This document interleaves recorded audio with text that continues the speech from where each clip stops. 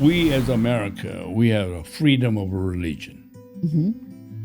I'm not really hate or dislike a Muslim or Buddhist or any other religion. But I do understand that this country has been founded by the Christian. Yeah. Protestant came to the Europe. Mayflower came to the U.S. And it was founded on God. Founded on Christian value. Exactly. So I say, if you come to America, you need to respect American Christian value. I mean, you don't have to believe the Christianity, but just don't try to get in our way. Such as try to put in the Sharia law. Right. I don't want the Sharia law. No. I want the That's not good. Welcome to the Angela Adkins Podcast, where faith meets healing and God's purpose for your life brings radiant joy in every step of your journey. And I also love to talk about the abundant life that Jesus came to give us. And it also matters how we vote. We need to vote according to the Bible, and we need to vote according to what Jesus says. And that's what will bring us abundant life and also restore the American dream. Today, I am excited about this episode because I am joined by Eugene Yu. He is a Korean-born American who immigrated to the United States as a teenager, and he is truly living out the American dream. He went on to serve our country in the U.S. Army and later as a police officer and a firefighter, dedicating his life to protecting and serving others.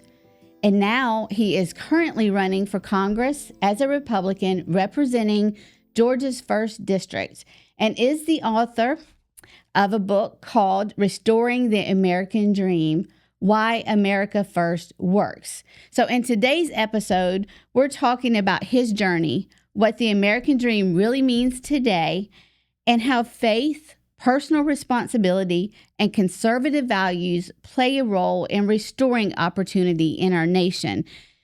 And this episode is going to encourage, it's going to challenge you, and it's going to give you a fresh perspective. So let's jump right in.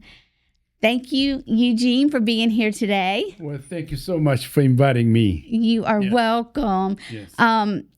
And reading your book, I really enjoyed reading your book, and there were moments that I did laugh out loud, but I loved reading about your journey from South Korea to the United States. That was really powerful. And you had me, like I said, laughing a few times in your book, but it's a great story. So what did the American dream mean to you when you first arrived, and how has that definition grown today? Well, actually, honestly, that when I first came, I was young. I didn't know nothing about, America other than watching once in a while, American movie while I was in Korea. Yeah. And especially when my family decide to come, go into America, I was kind of really cry because I don't want to leave my friend, I don't want to go to America, Because you were in 10th grade, right? Yes. Yeah. Well, I was in 9th grade. Oh, okay. Gotcha. It takes about the paperwork in order to come. Gotcha. Anyhow, so at the time, I was not knowing about what American Dream is about. And anyway, make a long story short, when I came to America, again, then I was attending in Georgia P. Butler High School. Uh-huh. The first summer came, most all that others, my friend of mine, friends, they get a job at the McDonald's, Crystal, Burger King, and the Pizza Inn, Pizza Hut, Some of them go to Myrtle Beach, working in the motel, stuff like that. So in my case, well, I want to get a job too. So I starting somehow I got wind up to the corrugator manufacturer called Mid-South Container. It's the company still exists in Augusta, nearby the airport. They're making the corrugator box.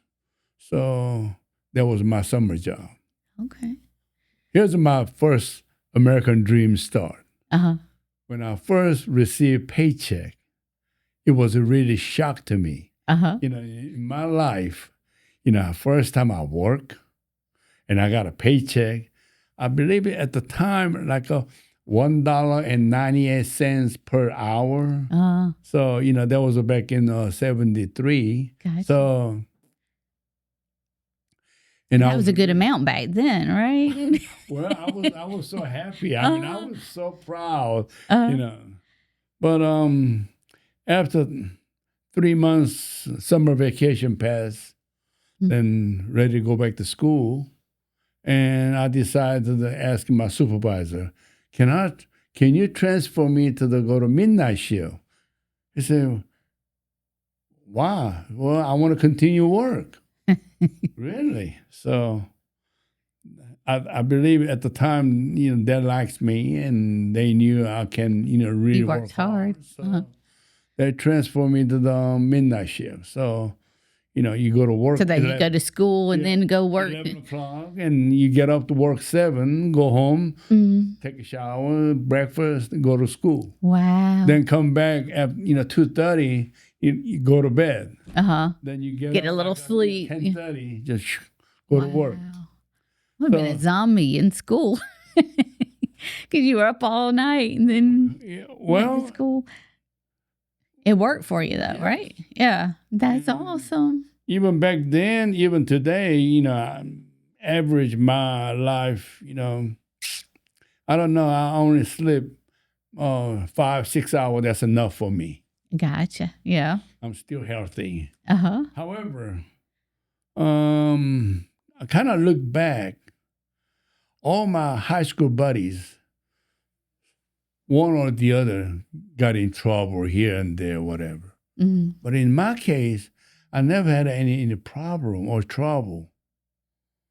Come to find out, guess what? I work all the time. That's why you didn't get in trouble. Yes. I didn't have time to get in trouble. Uh-huh, right. Of course, I didn't get any girlfriend,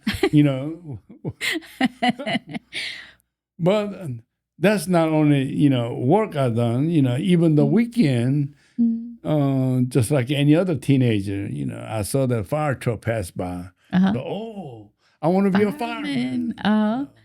I kind of asking around, and they let me start it up with a volunteer firefighter. Uh-huh. So I started as a volunteer fireman, because back then, firemen is a good people. Uh-huh. Good, simple mind people. So very early on my American life, I was training by those firemen, way of American life, way of Georgia, southern Georgia life. Yeah. And know how to cook. Hamburger, spaghetti. I was about to say, I was thinking maybe you're going to cook Korean food or something. No, not Korean food, But American food. Yeah.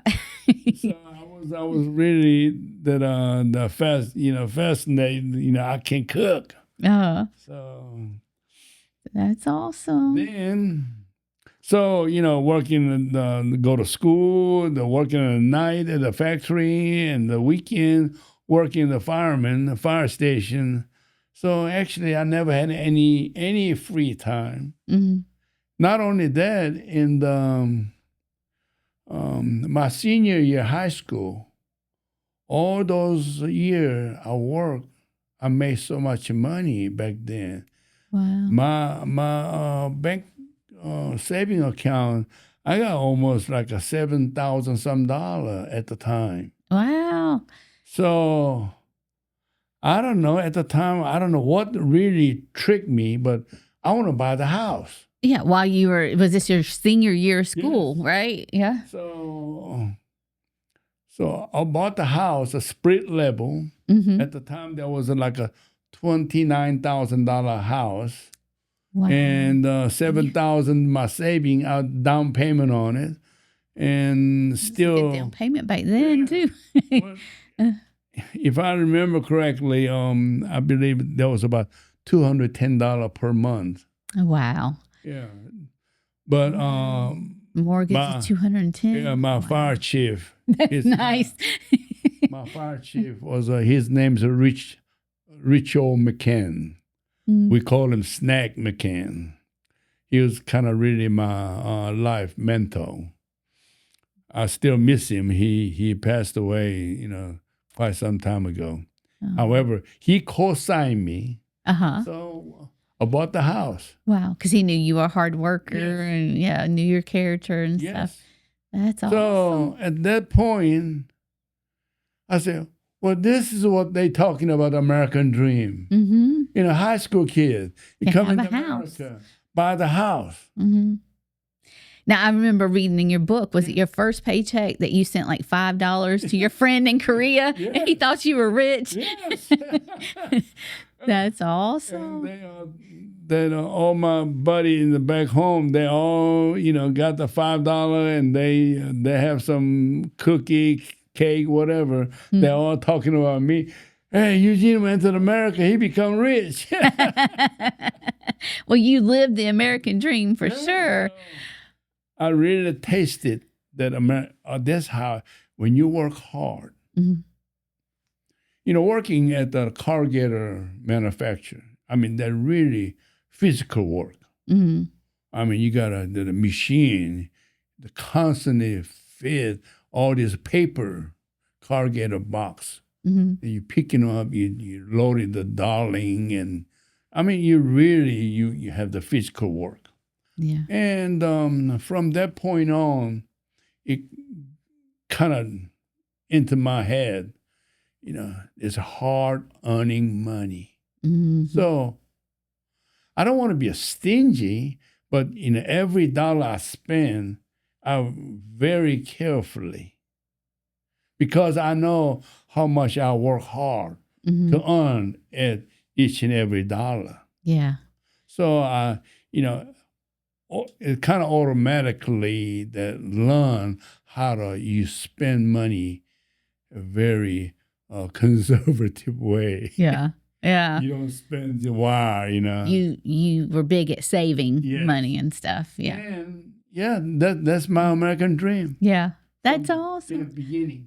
Now, see, today South Korea is different than it was when you came to America from South Korea, because is South Korea getting more Americanized in a way with K-pop, K-drama, things like that are so popular now?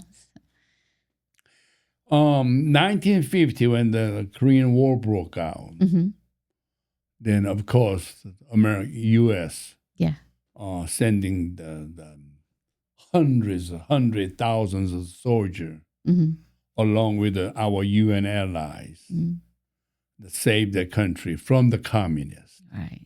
They helped protect South Korea. At the time, the Korea was their GDP was so low. One of the poorest the country in the world. Wow. Yes. Wow. 3 years after war, the country is completely just flat. Gotcha. I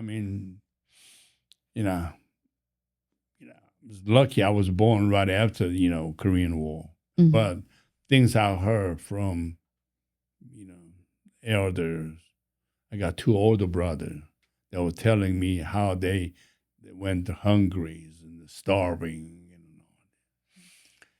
And then we had what we call the good president.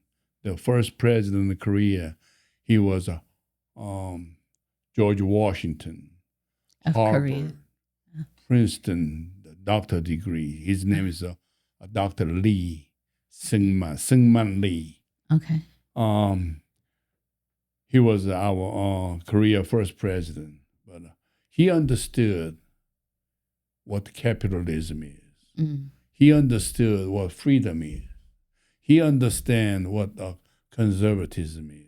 He understands what Christianity, because by then, he already lived in America for 40-some years. Oh, okay. Before World War II is over. Yeah. If I go back to a little bit history about Korea, right after World War II, that when the Japanese surrendered, Korea was occupied by the Japan. Yeah. So after World War II, the Korea was just liberated. Gotcha. So then Syngman Lee, he came from the U.S., went to Korea. He became first president. For South Korea. So he adopted everything, the American way, doing things.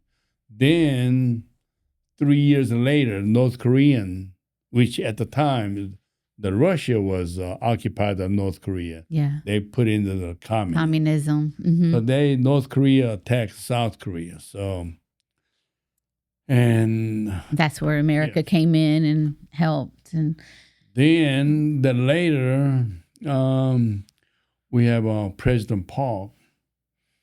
He became the third president in Korea, and he had a really clear mindset.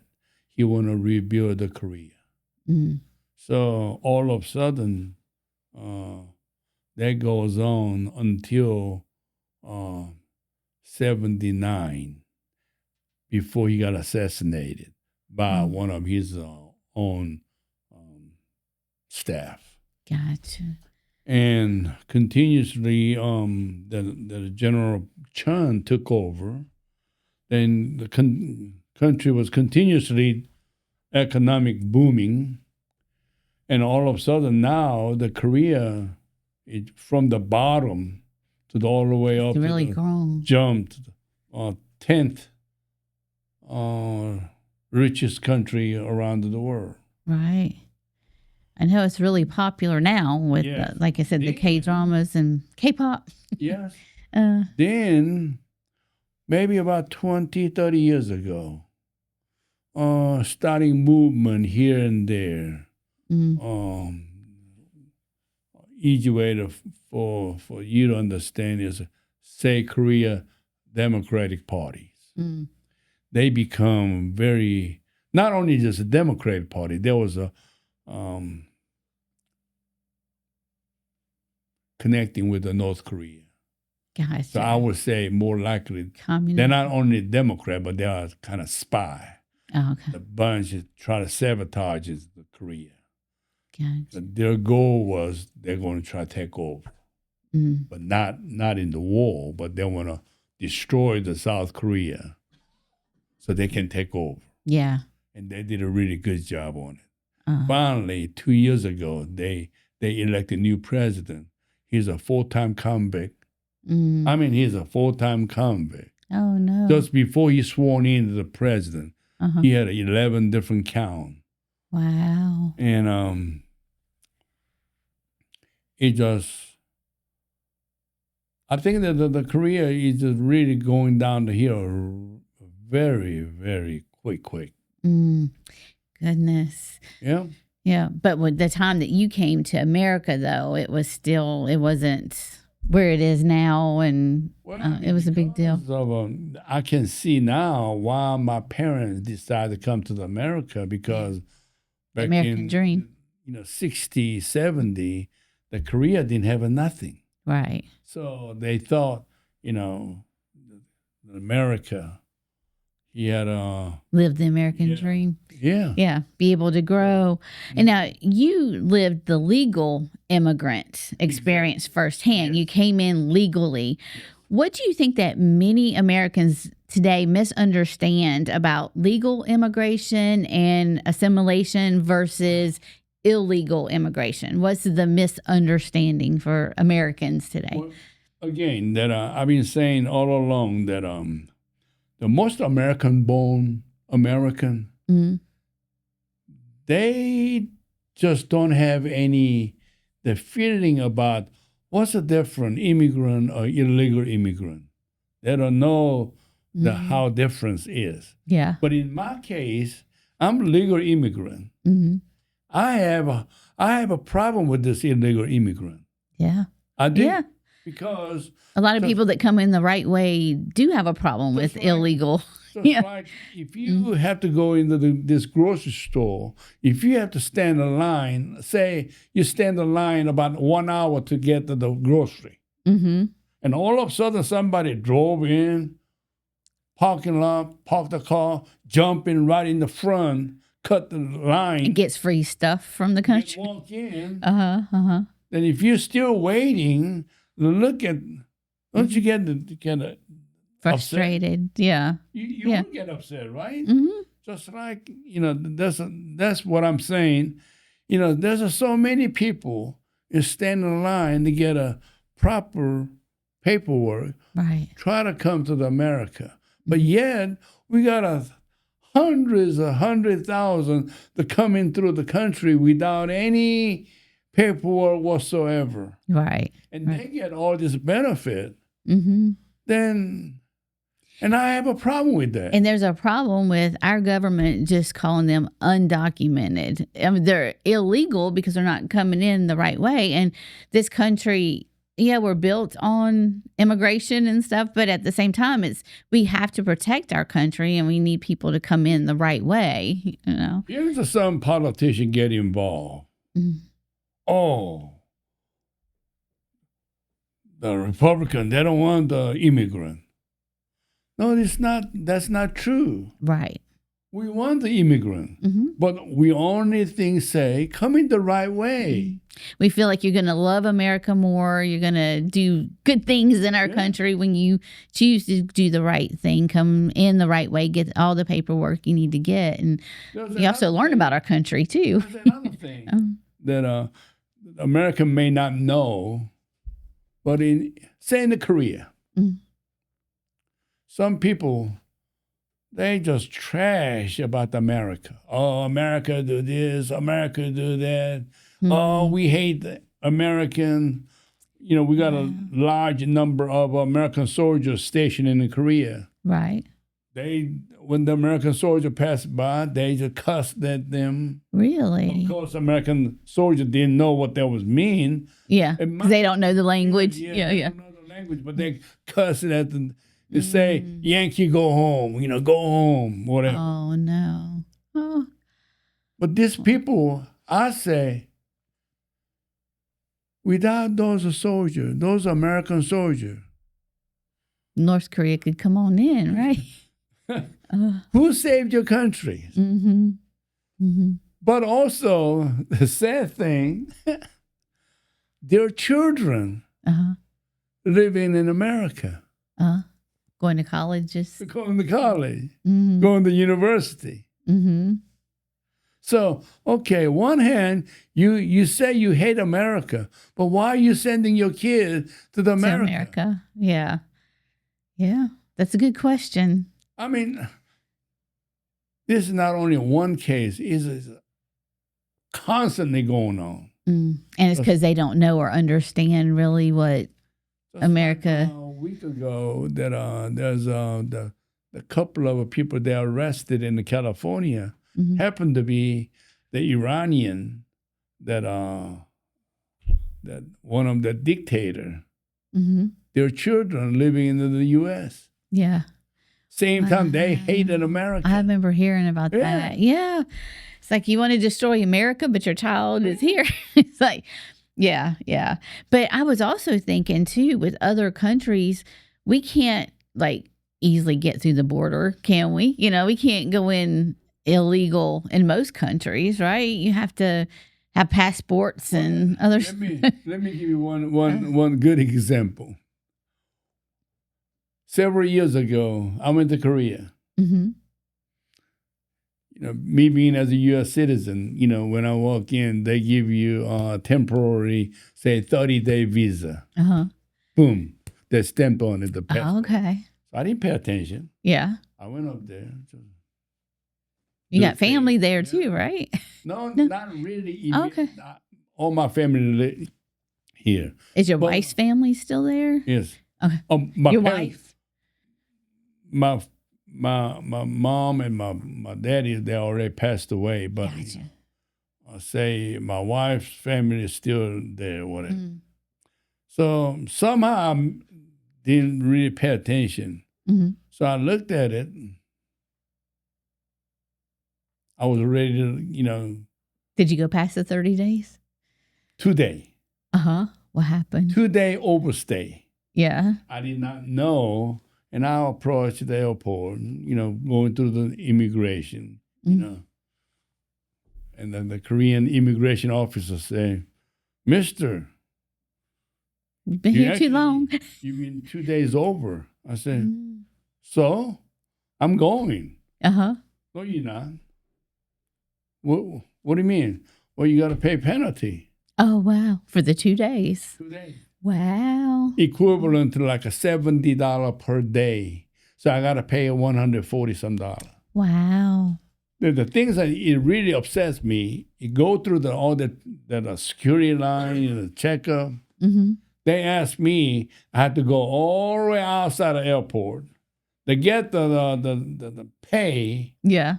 Not the U.S. dollar, but the exchange, then pay the Korean money, then bring their stamp back. Wow. Wow. Just so you can go back home. See, that's what I'm talking about. The borders, how they're secure in other countries. Why can't we be secure here, right? I mean, look at me.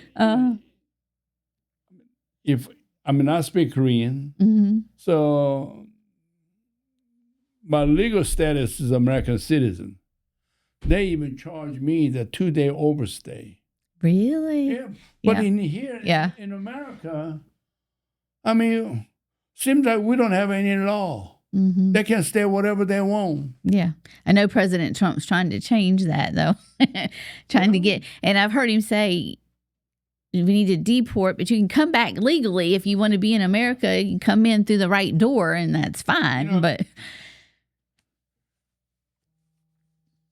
I don't know about the Donald Trump, his personality. Mm-hmm. But I'm not looking for his personality. I'm looking for policy. Mm-hmm. Reason I prove his policy because, for example, if somebody throw all the trash in your house, you want to just live with the trash in your house, or you kind of clean it up. Try to clean it up, sweep it, whatever. Yeah. Well, all these presidents, Democrat president, Republican president, they all just kind of tolerate, not enforce the law. We got all this trash all over my room. Mm-hmm. And finally, we got a man decide to clean it up. Right. And why the people get so much upset, the people try cleaning it up. Right. Yeah, it doesn't make sense, does it? Right. Without any political ideology or whatever, the man actually trying to do the job. Do what's good for America. Yeah. I want to clean my house. I want to clean my room. Yeah. Please don't throw all this trash. Right. We want to keep it beautiful. We want to keep it America first, right? And we're for people coming into the country, just coming in the right way, because we know you're going to love the country, you're going to learn about the country and follow the rules and that way you assimilate. Yeah, people, that way you get a respect from the other countries. Yes. If we continue to let anybody want to, anytime they can come in, whatever they do, they leave. Mm-hmm. Guess what? Their mind, America, nothing. Yeah. But if a country you go to, they really enforce the law, then you really respect their country, their law. As long as you go into that whatever that country you may go to, you're going to respect that. Right. And I think I see that too now with President Trump being strong. There's a lot of people that hate him, but there's also a lot of people that love him. And then you have countries that now are respecting America because he stands strong and protecting America. So I think it's making us strong again. Again, that I'm not trying to love or hate whatever. Let's talking about the policy. Yeah. I mean, that's what matters. Yeah. We elect a person that's showing the leadership. I want him For example, if he decide, well, yeah, I'll be just like any other president. I don't want to make any enemy. I just, throw the Just go trash. along with it. Just go along with it. Mm-hmm. Is that's what we want? Or we want somebody really try to clean it up? Mm-hmm. Like the subtitle of your book says, Why America First Works. Yes. So that we want someone that wants to put America first and that it does work for America.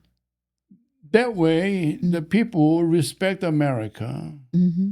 They want to come to America. Right. In the right way. The right way. Yep. And knowing they have to come in the right way through the right door. Yes. Now, you said you're a living example of the American dream. Yes. So what specific opportunities in America made that possible for you? Well, lots of, I want to say to my fellow American, Mm-hmm. they just don't understand what a great country they live on. And the opportunities that is here. Opportunity. Mm-hmm. There are so many countries, other side, other world. Mm-hmm. They want to work, there isn't no work. Mm-hmm. Yeah. Like with you, I know you first went in the U.S. Army, and then first it was firefighter, and then you went U.S. Army, right? Yes. And then you went policeman Yes. after the U.S. Army. When I was in the Army, I was in the military police. Gotcha. So that's why, when I honorably discharged, then, my prior service was in law enforcement. So easily. I thought it was interesting to read in your book how that once you went in the Army, you went back they sent you to Korea. Yes. And then there is where you met your wife when you were there doing military duty in Korea. So I thought that was really interesting. But still, all the opportunities that you got from America.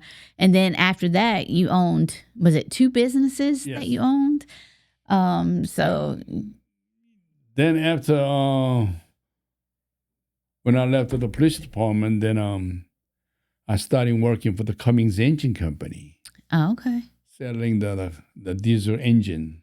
Okay. Cummins Yeah. diesel engine Yeah. to the Asian market. Okay. At the time, Cummins was looking for that bilingual salesman. Yeah. And I didn't know I had such a good sales skill. Uh-huh. So after I left the law enforcement, I started working for this international corporation that sell this diesel engine to the Asian market, which I did very well. Mm-hmm. Made some lot of money. Uh-huh. And also that led me to open up my own business called, I was doing refurbishing the military vehicle. Oh, okay. Yeah, I did that about 20 years. Oh, wow. Now I'm retired. Okay. So. Retired but running for Congress, right? Yeah, well, the first that my family or even my son, my daughter-in-law, my son-in-law, they kind of say, hey, Dad, honey, you work all your life. Now it's time to take it easy, Mm-hmm. have a family, travel, whatever. Then I say to my families, you just don't know how much I appreciate this country. It gives me all this opportunity. I got family. My boy's born in Augusta, Georgia. My daughter born in Augusta, Georgia. Yeah. I got a granddaughter. They're born in Atlanta, Georgia. Okay. So, this country's been so much good to me. Mm-hmm. So before I get too old, I want to pay back. I want to pay back somehow. And the first thing I looked at... Still serving. Yeah, serving. Yeah. Mm-hmm. The first thing I looked at it in the Congress. Why is the Congress? Well, I may not really good at it local level or state level politics, but especially in the federal level, when you're dealing with the foreign countries, I think I can really... You have understanding working with foreign countries and stuff like that. Most of all this, that are American born, the congressman or senator, when you really look into it, they are just good old American boys and girls. They don't have no clue what's going on. They have an understanding of the immigration, the legal and not only immigration, but it's things we're dealing with every day. Yeah, gotcha. That's why always other countries take advantage out of us. So in my case, I want to go over there. I want to protect American interest. I forgot to tell you that when I used to sell the Cummins engine to the Asian market, they gave me so much a hard time. Oh, really? Selling American product to the dealer market. But yet, they're good selling to the U.S. market. It's so wide open. Yeah. From that point on, I already learned how this unfair trade deal, that Donald Trump. But we need them to get American products from us, right?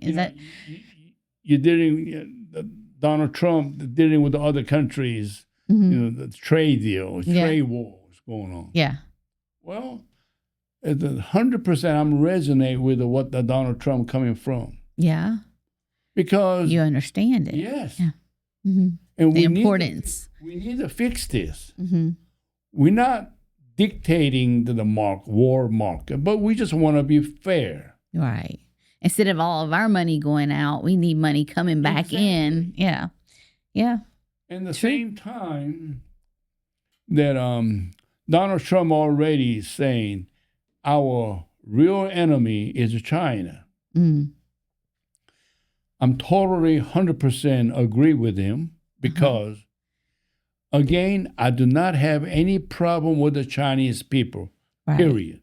Right. But I do have a problem with Chinese Communist Party people.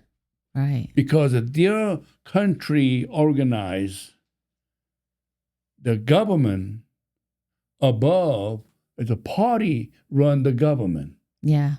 Government run the people, but Chinese government run by the communist parties. And this communist party, they want to conquer the world. Yeah. They want to destroy America. Well, I remember when Biden was in office, they had that spy balloon that went across America and wasn't stopped until it got on the other side, went it across the ocean or something. It's like, finally. Since Donald Trump took over, Panama Canal, we took it back. Yeah. Right now, we're dealing with Iran, the Hormuz Strait. Yeah. I mean, yes, it's not really we trying the me.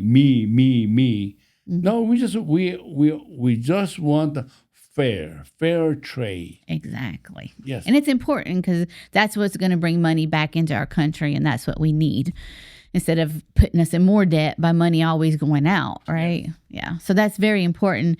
So how important, from your experience, how important are values like faith in God, hard work, personal responsibility, and faith in achieving success in America? Well, we as America, we have a freedom of religion. I'm not really hate or dislike a Muslim or Buddhist or any other religions. But I do understand that this country has been founded by the Christian. Yeah. Protestant came to the Europe. Mayflower came to the U.S. And it was founded on God. Founded on Christian value. Exactly. So I say, if you come to America, you need to respect American Christian value. I mean, you don't have to believe the Christianity, but just don't try to get in our way.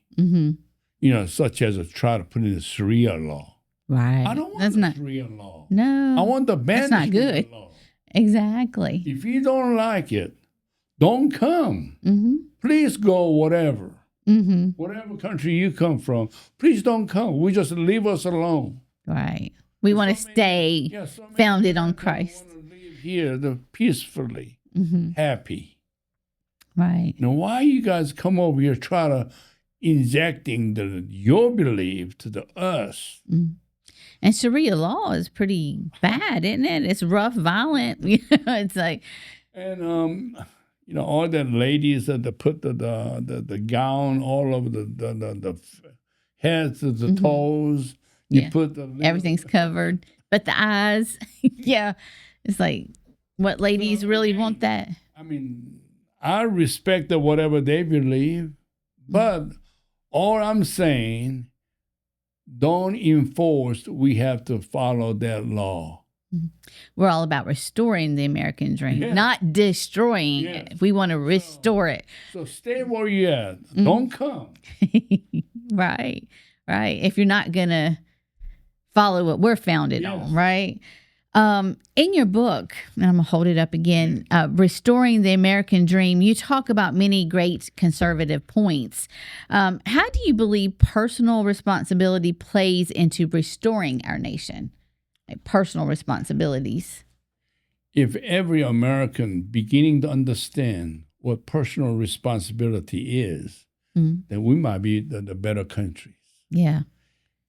In other words, if somebody here's some politician say, oh, if you vote for me, I'll give you this, I'll give you that. Free hands out. And the Bible say, please don't give the fish, teaching them how to catch the fish. Yeah. So in other words, if you give them the fish every time, the person will never learn how to catch a fish. Right. You want to teach them how to work for, So, I mean, Bible tell you, exactly, if the people's beginning to learn to make money, their own hand, then they will understand the value of a dollar. So it's about not being lazy and working and I mean, it's not really rocket science, be it restore the American dream. Just trying to develop yourself. Again, that every child, every person have a different talent. That God give us a different talent. Yes. Yeah. Some people good at sports. Some people good at the music. Some people good at the drawing. Some people good at the physics, chemist, all kinds of different talent. If everybody develop their own talent, they go at it and work contribute to America. Yeah. That's just kind of contributing each other. Yeah. That's what makes America great. Yes, and it full is. of opportunity. Yeah.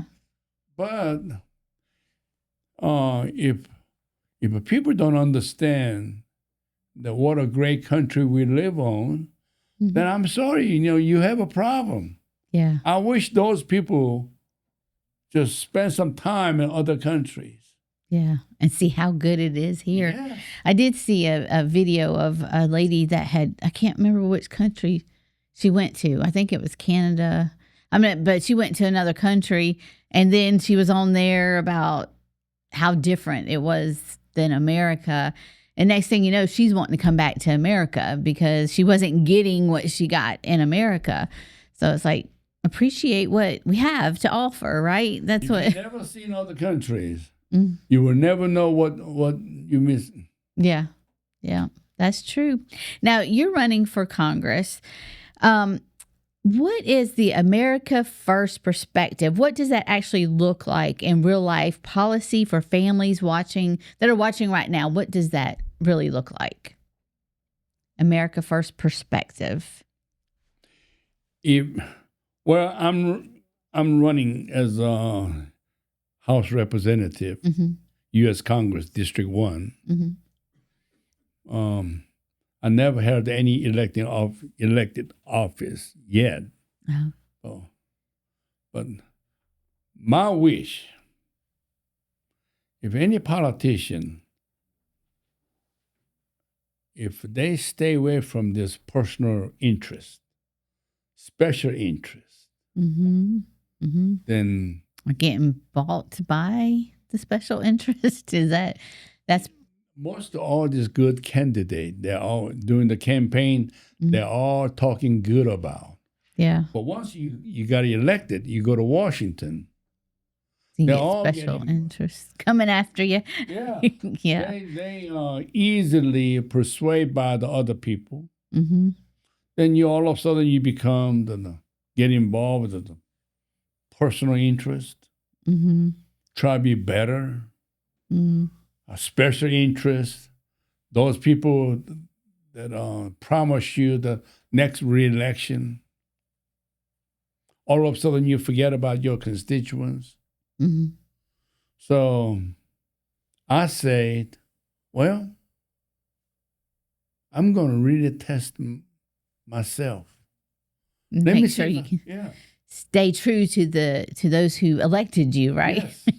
Because that's the thing. Yeah, a lot of times they get in and may get bought out by the special interest, or how people convince them to go another direction. I mean, politicians, they're always talking about, sugarcoating, nice talking. Mm-hmm. But what they want the people to be a dummy. Just listen, the vote for me, I'll take care of you. Mm-hmm. I say, please don't take care of me. I'll take care of myself. Right. You That's just the best.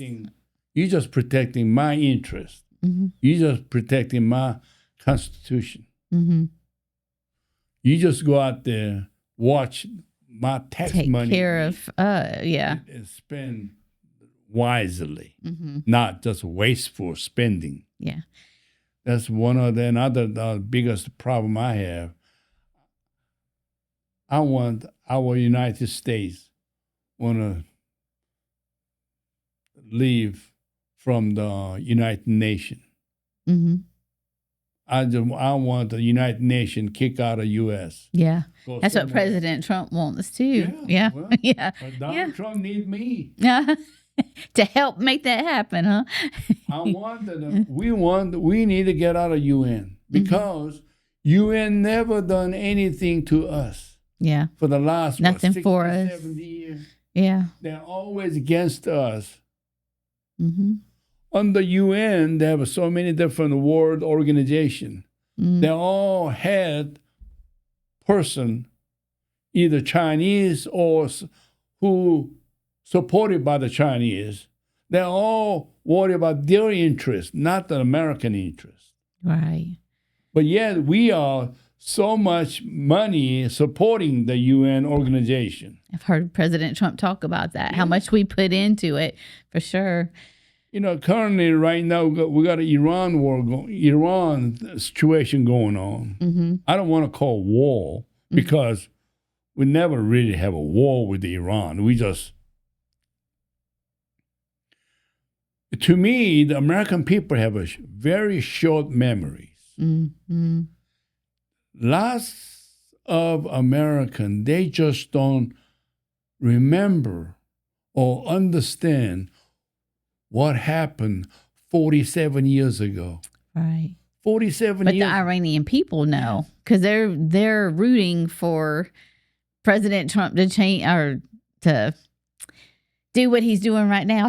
back in 70s, the Iran was the Wasn't it free? big brother of the Middle East. Uh-huh.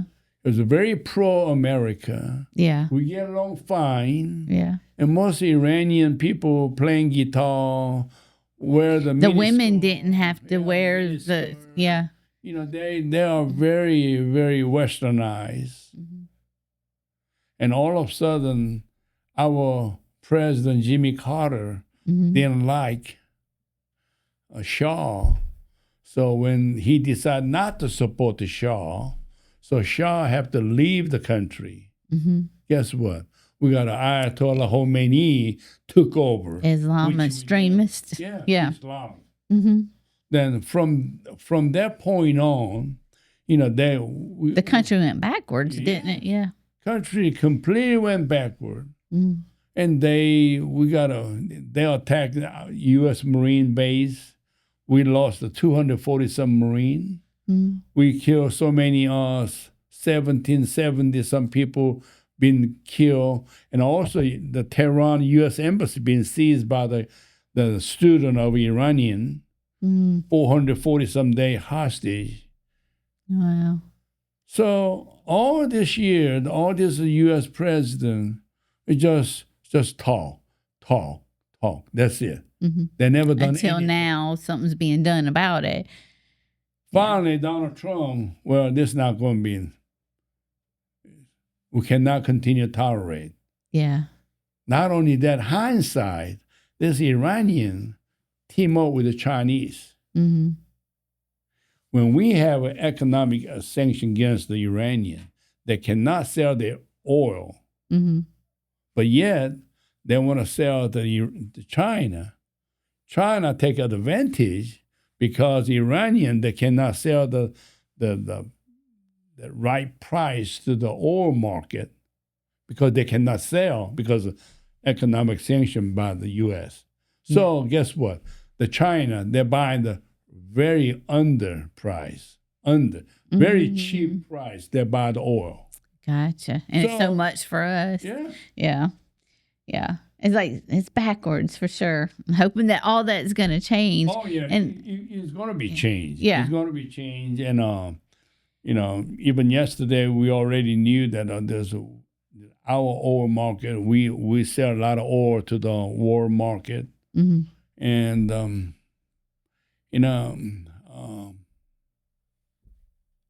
it just, I know that things is kind of going through a lot of people worry about, but this problem will soon be over with. It's not going to be another Vietnam War. I think it's not going to last much longer either, hopefully. That's the prayer, and I believe that's President Trump's goal, too, to bring it to an end and have a better Iranian country as well, hopefully. How do conservative principles, like our goal is like limited government, like Democrats want big government, we want limited government, we want lower taxes, we want secure borders. How does that preserve opportunity for the next generation? Well, one of the most important words that I can remember. Have you ever watched that Braveheart movie? Yeah. The very last scene, the Mel Gibson was his Willis. Yeah. Yes. Yeah. He's screaming the last word. Freedom. Yes. Freedom. Right? Freedom, which is a very important that aspect that every generation American has had to fight for the freedom. Right. Keep us free. Yeah, our generation is no exception. Mm-hmm.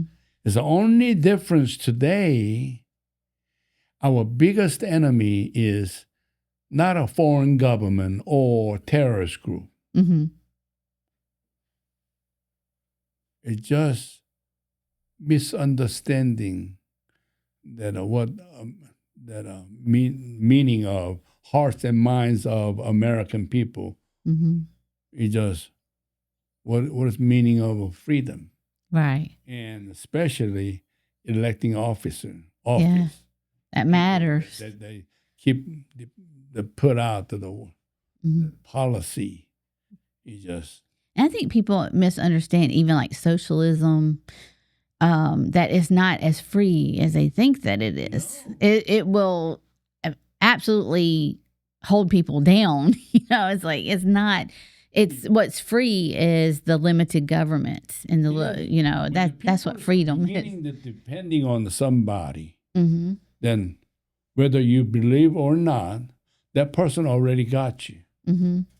You control by that person. Yeah. And it's so close to communism in that sense, too, because it's controlling. So, more likely that President Ronald Reagan said, government, stay out of my way. Mm-hmm. I'll take care of myself. Right. And he also used to say a lot, we're just one generation away from America possibly becoming communist, depending on how we vote, who we put in office and stuff. Well, I mean, last 100 years, that you look at it, any country who adopted the socialism or communism, and the country who adopted the capitalism, look at today.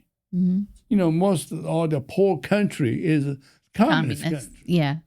North Korea is so poor. Yeah, big difference from South Korea, right? Yeah, is a poor. Only rich person is a Communist Party people. Right. Yeah, they're in the CCP. Right. And, I think a lot of this leads to, and you wrote about this in your book, about media and academics, how that they shape the narrative. So it's like propaganda. So if people don't do the research for themselves, they're going to believe what they're being told, which can lead to people believing that socialism and communism is good, when instead we need to look at the truth, because otherwise the propaganda or what we're being told, narrative that we're being sold, it impacts our younger generation today. If they're not doing the research, then they're just going to believe and naively follow. Media or the people, this liberal, they're good at they put the frame to it. In my case, when I say to my own Korean community here in Georgia, hey, I'm running for the U.S. Congress. They thought I'm running as a Democrat. Oh, really?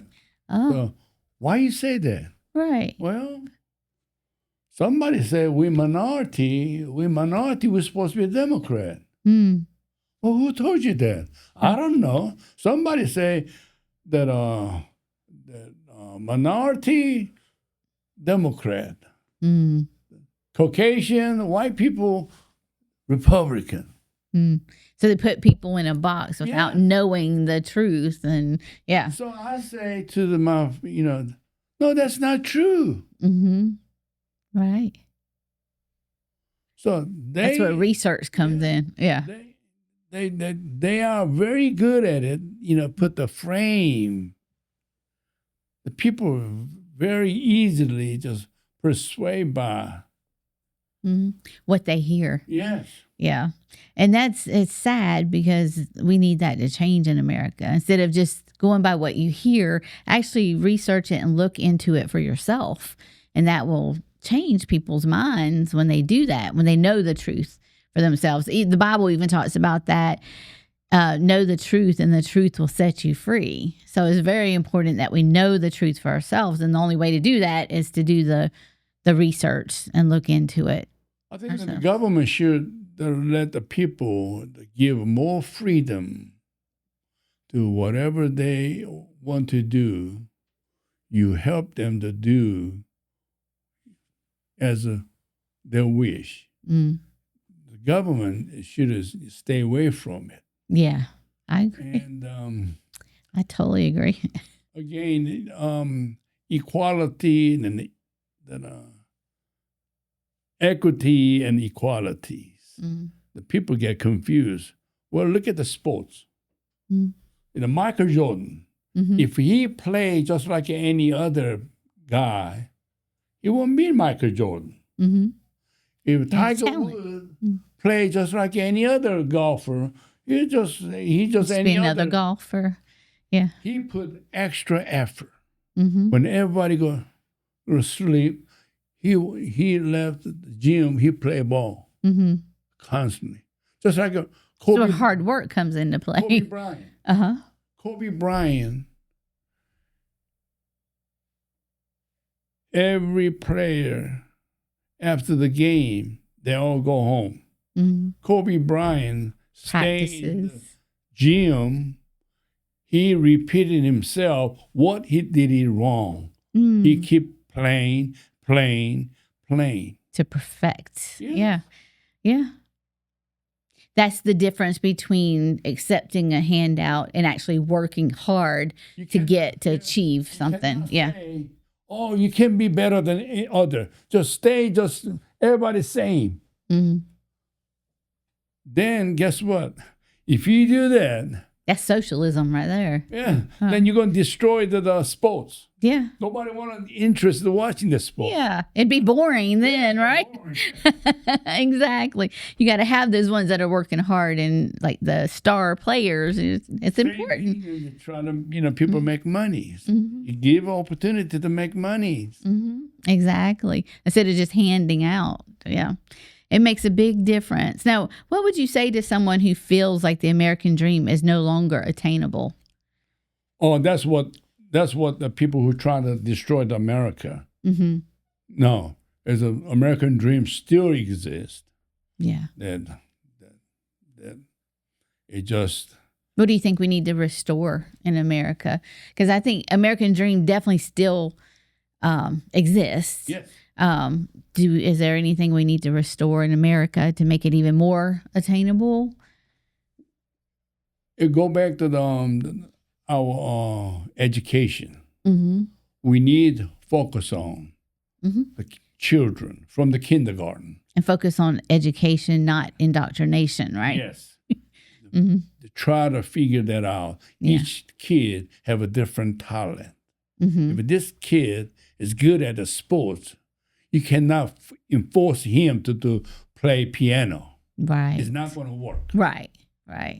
They need to do based on what they have a talent for. You don't have to go to college, try to live the comfortable life. Mm-hmm. If it's guys that are good at the plumber, fixing the air condition. Mm-hmm. Yeah. Yes. So, it's just the guy built the house. And it all goes back to like education in the schools. Yes. Instead of, I think we kind of got away from a lot of it where No Child Left Behind sometimes has affected children in opposite direction, and there's more indoctrination instead of just that program, academics.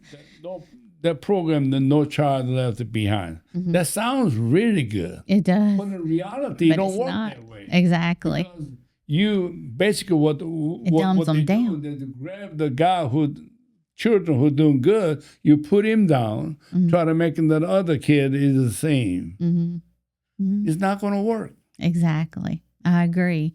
So restoring like education and freedom. Yeah, we got freedom in our country, but we want to keep freedom.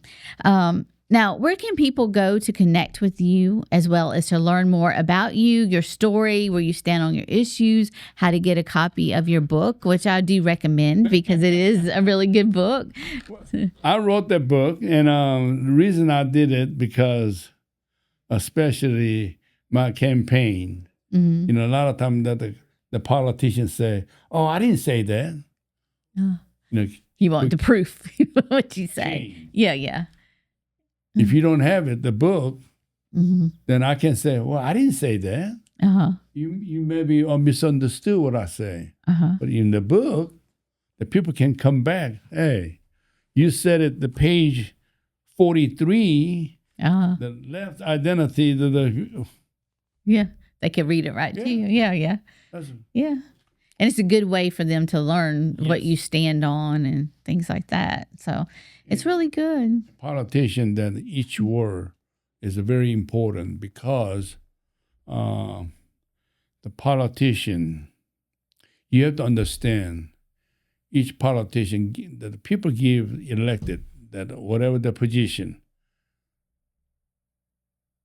every single decision you make is reflecting on the people's their life. Mm-hmm. So whatever you do, you have to be very consciously do the right thing. Right. Otherwise, do what's best for the people. Yeah, you mess up a lot of people. Mm-hmm. Yeah. And I believe standing on conservative values is very important as well, because that's the morals and the standards and things like that. I get a one step ahead of it. Mm-hmm. People divided the liberal and the conservative. Mm-hmm. I believe liberal and conservative go together. Mm-hmm. We could work together. No, I mean, I am conservative, but I'm also liberal because I want to try to be better. Freedom. You think of freedom, yeah. And I say a lot of times as far as conservative, I'm thinking more along like the Bible, and I vote according to the Bible. That's what I'm talking about that. But I see your point as well. Conservative, liberal go together. Then maybe socialism and communists go separately. Mm-hmm. Right. So that's true. So today's it seems more social. Democrats more leaning towards the communist or socialism. They are not liberal. Mm-hmm. They're just trying to destroy. I remember a day, and you see it on videos and stuff, where Democrats back in the day used to say the things that we're saying, that we say now and that President Trump says, but they don't say that anymore. Another prime example, John F. Kennedy. Mm-hmm. He stated that in his inauguration speech. Yeah. Everybody, the whole world know about his famous word.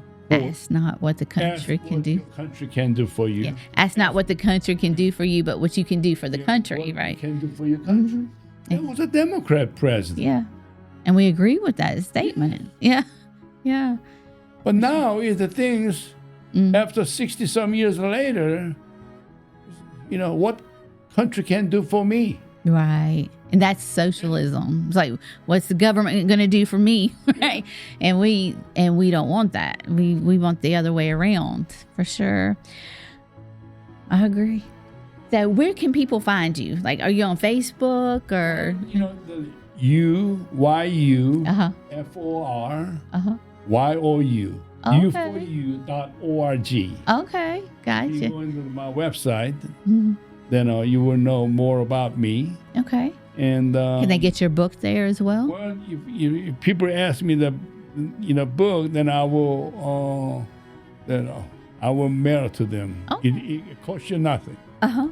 That's very awesome. Because this book is just pretty much was an 11 chapter. 11 chapter is about why I'm running for the U.S. Congress. Yeah, and it's an easy read. It's a good read. Yes. Too, for sure. Yeah. So I enjoyed it. I thought it was really good. Thank you so much for being here as well. I enjoyed having you here.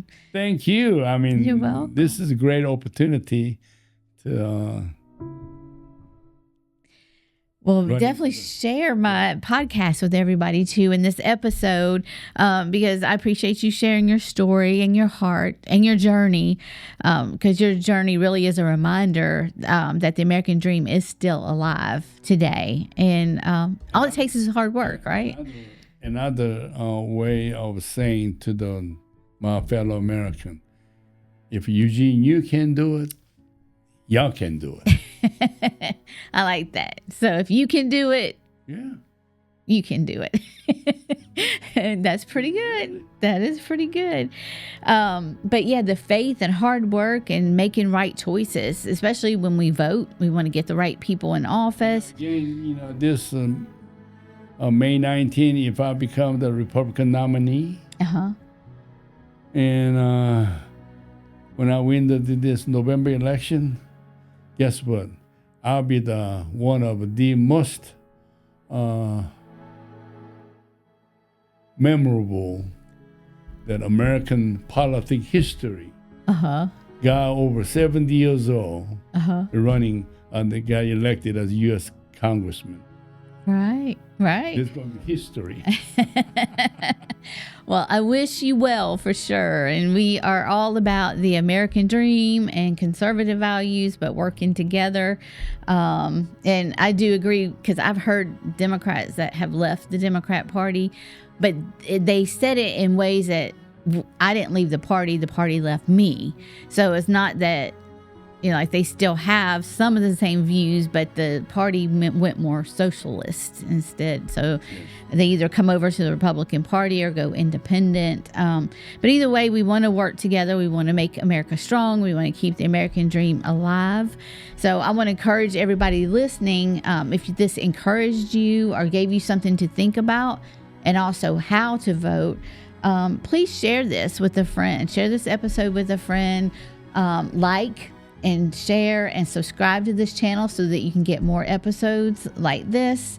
And we do talk a lot about faith. We talk about hope in Christ, and that God has a purpose for your life. And when you walk in it, that's where the abundance happens. It's where it is found.